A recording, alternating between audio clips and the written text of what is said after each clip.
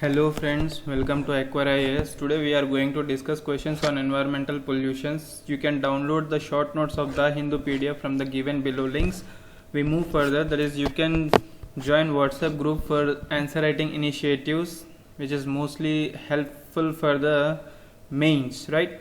You can follow me on my Facebook page. You can subscribe my blog for getting an interesting articles regarding the live personal skill development and the UPSC related articles. You can join the Telegram channel to get the various kind of PDFs, right? We move today's our agenda is to discuss the questions based on the environmental pollutions, that is chapter number 5 of the Shankar IAS bioremediation topic, which is the part 10 of this chapter, right friends? And you can refer the various other 9 parts, that is 1 to 9, right? And then you can come to this part. We move further, that is question number 1, that is what do you understand by the term that is bioremediation. Option number A says bioremediation is the use of microorganisms, bacteria and fungi to degrade the environmental conditions into less toxic forms. Second statement says the microorganisms may be indigenous to contaminated area or they may be isolated from elsewhere and brought to the contaminated site. So choose the correct answer, that is option number A says only one and option number B says only B. Option number 3 says both A and B and option number D says neither one nor two. So which of the following is correct answer? So please mark the right answer, right? Pause the video and try to attempt the question. Now let me tell you the answer, that is both A and B will be the answer, because bioremediation is a bacteria which tries to degrade the environmental contamination into less toxic forms, okay? So which will try to less toxic forms. And second statement says the microorganisms which may be indigenous to the contaminated area or it may be isolated, that is brought from the another area to the some other place. That is, if for example this area is contaminated and here there are no microorganisms, so these microorganisms can be contaminated brought from the other areas to just enrich this contaminated area, right friends? So for this purpose both A and B will be the right answers here. So next we move further, the second question, that is which of the following is given the correct statement, which of the following given statements is correct? So option number A says the process of bioremediation can be monitored indirectly by measuring the oxidation reduction potential in redox in soil and groundwater together with pH, temperature, oxygen control levels, right? And second statement says the process of bioremediation can be monitored indirectly by measuring the oxidation reduction potential or redox in soil and groundwaters only, right friends? Groundwaters only, that means this statement is completing here itself. So you have to be very much careful with this kind of statements in your prelims exams, okay? So why this is important? Because it is confidentially saying that it is only, that is it is saying that with confidence that the statement will end up here itself, that is the oxidation will takes up to here itself but not greater than this.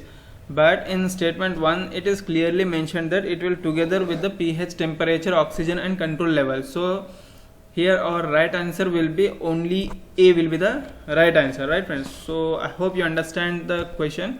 Next we move further, the next question, that is which of the following are the examples of the in situ bioremediation? In situ bioremediation, that is bioventing and biosparging. So here choose the wrong code from the given options below, both A and B, only A, only B and neither A nor B.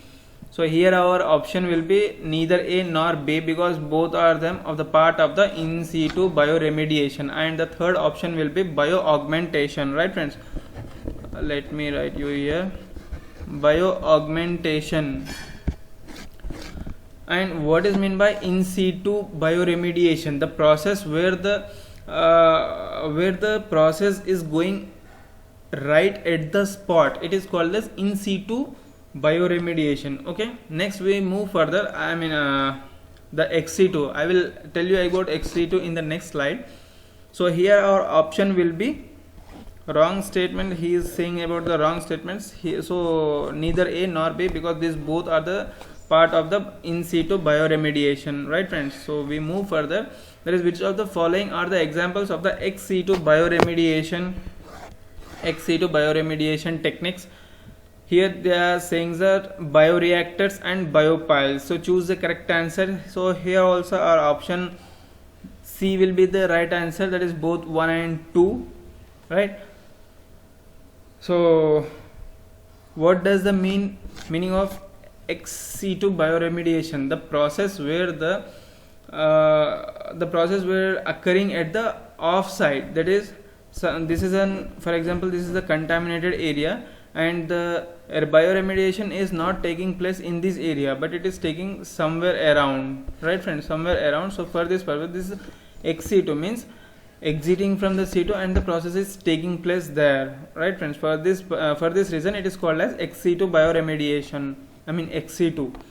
Next we move further. The next question: what do you understand by the term phytoremediation? This is an important terms which UPSC can ask. Okay, so statement number 1 says phytoremediation is the use of plants to remove contaminant from soil and water as well. And statement number 2 says phytoremediation is the use of water to remove contaminants from the soil. So which of the following is correct?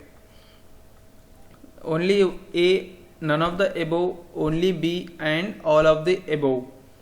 So here they have not given in statement 2 as water, or else they have not mentioned that water is included or not included. So out of this you have to choose always the best choice, okay, best answer, right friends? So for this answer your only A will be the right answer, because it will remove the contaminants from the soil as well as water. So phytoremediation is nothing but the use of plants to remove contaminants from the soil as well as water. It is known as phytoremediation. Okay friends, so I hope you enjoyed the video. Please do subscribe for Aqua IAS. Thank you very much. Have a great day.